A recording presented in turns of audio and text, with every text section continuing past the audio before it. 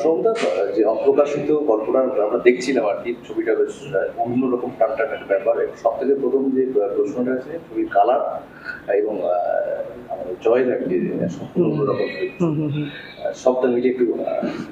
Actually ছবিটা যখন এটা তো আমার প্রথম ছবি, তো যখন বানাবো যখন প্ল্যান করলাম তখন যে ক্যারেক্টারটা অমিত দত্ত যে ক্যারেক্টারটা, সেটার মধ্যে অনেক রকম শেডস আছে, অনেক রকম স্তর রয়েছে।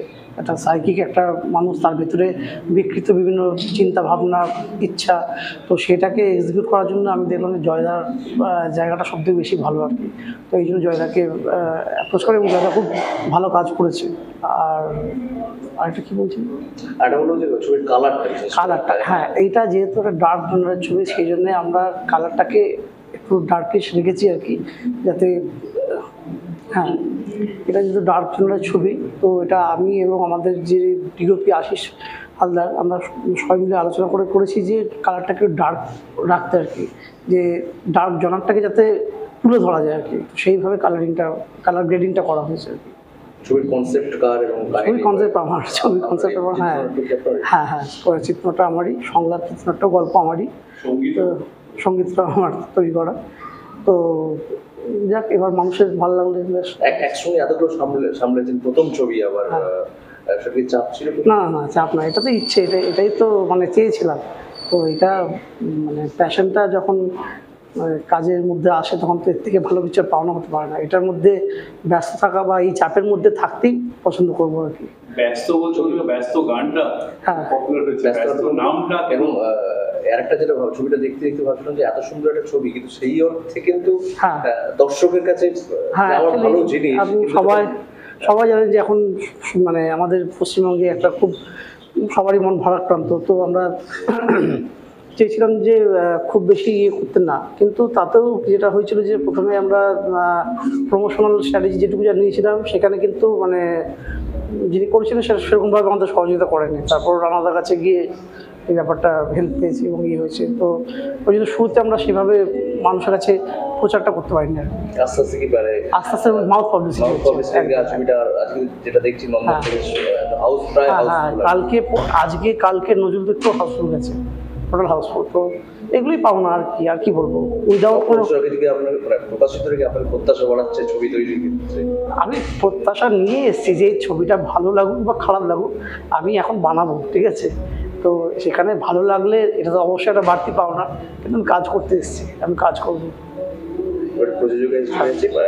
প্রথম ছবির রাজি হওয়া এবং ছবির আপনি পাশাপাশি অভিনয় করেছেন, সব মিলে ছবিটা করতে রাজি হওয়া এবং এই ছবিতে অভিনয়, এটা আপনার এক্সপিরিয়েন্স?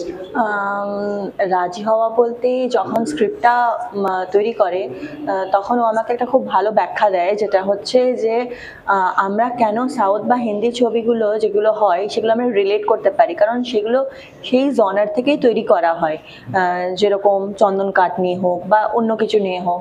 তো আমাদের বাংলার যখন এই সাহিত্যটা, লিটারেচারটা এতটাই এনরিচ, তো এটা নিয়ে যখন আমরা ছবি করব তাহলে সেটা মানে অডিয়েন্সের কাছে বেশি ভালোভাবে পৌঁছাতে পারবে।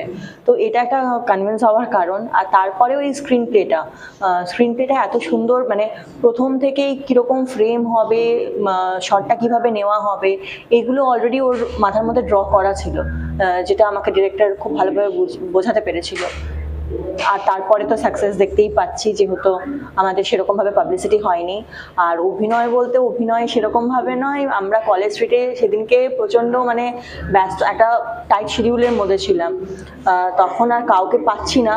তো সেই জায়গায় সবাই বলে যে দিদি তাহলে তুমি, এটা তো একটা জাস্ট 1 সেকেন্ডের একটা সিন, দিদি তুমি এটা করে দাও। হ্যাঁ, আর কিছু প্ল্যানিং এর নতুন ছবি এই অপ্রকাশিতকে নিয়ে?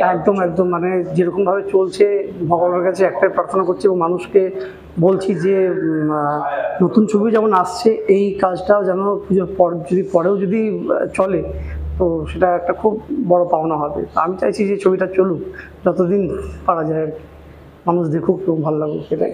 নিশ্চয়ই। আপনার নামটা? সোহম আচার্য। স্বর্ণালী আচার্য। Thank you. রানাদা, অপ্রকাশিত নামটার মধ্যে কিছু মানে প্রকাশ পাচ্ছে না এরকম কিছু গল্প, এবং সেখানে দেখো, আমরা ছবিটা দেখছি একটা আগে আগে আগে বল কিরকম লাগছে ছবিটা যেরকম দেখেছে? তোমার কাজের অভিজ্ঞতাটা কি? আমার কাজের অভিজ্ঞতা সত্যি খুব ভালো এখানে, এবং সোহম আচার্য এই প্রথমবার পরিচালনা করছে, স্বর্ণালী এন্টারটেনমেন্টের স্বর্ণালী আচার্য এটার প্রডিউসার। এবং আমি বলবো এখানে পুরনো বন্ধুদের সাথে কাজ করার একটা স্বাচ্ছন্দ্য বোধ তো করেইছিলাম। জয় আছে, আরিয়ান আছে, দেবলিনাও খুব ভালো কাজ করেছে, লামাদা আছে, বুদ্ধদেব ভট্টাচার্য আছেন। তো এখন গানটা শুনতে পাচ্ছি চলছে, ব্যস্ত গানটাও খুব পপুলার হয়েছে।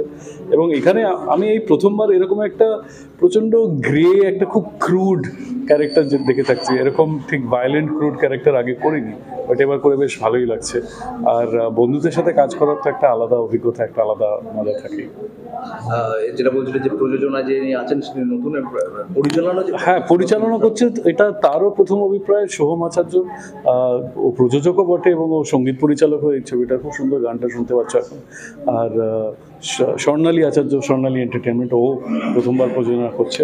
প্রচুর ঝড় ঝঞ্ঝাট উপেক্ষা করে একেবারে শুটিংয়ের সময় থেকে শুরু করে হাজারো সমস্যা মানে প্রকৃত অর্থে বাজে সমস্যা, যেগুলো সাধারণত হয় না। তারপরে পোস্ট প্রোডাকশনের পরেও, তারপরে রিলিজের সময়, ডিস্ট্রিবিউশন, পিআর নিয়েও নানা রকম অঘটন। আমি সাম্প্রতিককালেই পিআরের দায়িত্বটা নিয়েছি, এর আগে আমার কাছে ছিল না, এবং সেই জিনিসগুলো এতই জলঘোলা হয়েছিল যে আমার খারাপ লেগেছিল। আমি বলছিলাম ঠিক আছে, তোমরা চিন্তা করো না, সব কিছু তো কমার্শিয়ালি হয় না, আমি দায়িত্ব নিয়ে এটা টেনে দিচ্ছি। এবং সবাইকার আশীর্বাদে আজকে দেখো নন্দিনী এসছে, প্রায় হাউসফুল। আজকে নজরুল তীর্থ গত 3 দিন ধরে হাউসফুল যাচ্ছে। হল পাওয়া তো জানোই তো, এখানে কলকাতায় অনেকগুলো হলেই চলছে, এবং প্রথম 2 সপ্তাহে আরও হলে ছিল। যে এখানে যা হয় ওই নামজাদাদের দিয়েই কাটে, ভালো ছবি হলেও বড় জায়গা থেকে ছবি চলতে দেয় না। তাও আমরা লড়ে যাচ্ছি। ইন্ডিপেন্ডেন্ট সিনেমা যে বলি না আমরা, বাঙালির পাশে থাকো, ওপরে থাকো, নিচে থাকো, পিছনে থাকো, কেউই সেরকমভাবে থাকে না। বাট হল অভিমুখে যে জনতা আসছে, এবং এই একটা গ্লানির পরিবেশেও যে তাও লোকে আসছে, সিনেমা দেখছে, হল ভরিয়ে দিচ্ছে, এতে আমরা সত্যিই আপ্লুত। আরেকটা জিনিস আমি বলতে চাইবো, এখানে জয় তো খুবই অভিজ্ঞ, অনেক দিনের ভেটারেন অ্যাক্টর, কিন্তু এখানে একটা অন্যরকম ক্যারেক্টার জয়কে দেখা যাচ্ছে, এবং সত্যিই দারুণ করেছে। এরকম একটা নেগেটিভ মূল চরিত্র। আরিয়ান অসাধারণ অভিনয় করেছে। আরিয়ানের ট্র্যাকটা তোমরা এখন দেখবে, এবং আরিয়ান সত্যি আমার কাছে অপ্রত্যাশিত ছিল, এবং এত সুন্দরভাবে দায়িত্বটা কাঁধে নিয়ে ছবিটা এগিয়েছে। দেবলীনা খুব সুন্দর কন্ট্রোলড একটা স্টার্ন অ্যাক্টিং করেছে, এবং ও খুবই অভিজ্ঞ অভিনেত্রী। সবাই মিলে লামাদা, আমি লামাদার কাছে একটু দুঃখ প্রকাশও করেছি, কারণ একটা সিন আছে তোমরা দেখবে যে মনের সুখে হাতের সুখে লামাদাকে 3rd ডিগ্রি টর্চার করেছি, যেহেতু কনফেশন করছিল না। সেটাও একটা আলাদা অভিজ্ঞতা, খুবই এনজয় করেছি। এবং এতগুলো ভালো অ্যাক্টরের সাথে কাজ করলে না, একটা ছবির মাত্রাটা এমনিতেই একটা উঁচু জায়গা আছে। তোমরা দেখবে ব্ল্যাক অ্যান্ড হোয়াইট আর কালারের মধ্যে একটা ব্যাক অ্যান্ড ফর্থ একটা জার্নি আছে এখানে। সেটা আগেকার দিনের ঘটনার প্রেক্ষাপটে এবং কারেন্ট প্রেক্ষাপটে। এই যে প্রভাবশালীরা, তারা লৌহ কপাট এড়িয়ে চলে যায়, এবং তারা প্রভাব খাটিয়ে তারা অ্যারেস্ট হয় না, শাস্তিও পায় না। এখানেও কিন্তু আর কবে আর কতদিন এরকমভাবে মুখোশধারী লোকেরা এরকম খুলে ঘুরে বেড়াবে, এরকম পাপ, এরকম ক্রাইম করার পরেও, সেটা কিন্তু দেখানো। কিন্তু আমাদের ছবির ঘটনাটা আজ থেকে 3 বছর আগে শুটিং হয়েছে, তো এটা আজকের দিনের পরিপ্রেক্ষিতে খুবই ঘটনাবহুল এবং মূল্যবান, এবং লোকে দেখে রিলেটও করতে পারছে। তাই জন্য হলে এত মানুষ আসছে। আর ছবিটা পুজো অবধি চলুক, আমরা এটাই আশা করব। আর আনন্দদিনের প্রত্যেকটি শ্রোতা, দর্শক সবাইকে জানাই আমার আগাম শারদীয় শুভেচ্ছা। তোমরা শুরু থেকে আমাদের সাথে আছো প্রত্যেকটা আমাদের প্রজেক্টেই, তো তার জন্য অনেক অনেক ধন্যবাদ। ভালো থেকো। আমি অপ্রকাশিত দেখতে এসেছি আজকে মুভিটা 3rd উইক। আজকেও হাউসফুল হয়েছে, এতটাই ভালো হয়েছে মুভিটা, আমার খুব ভালো লেগেছে।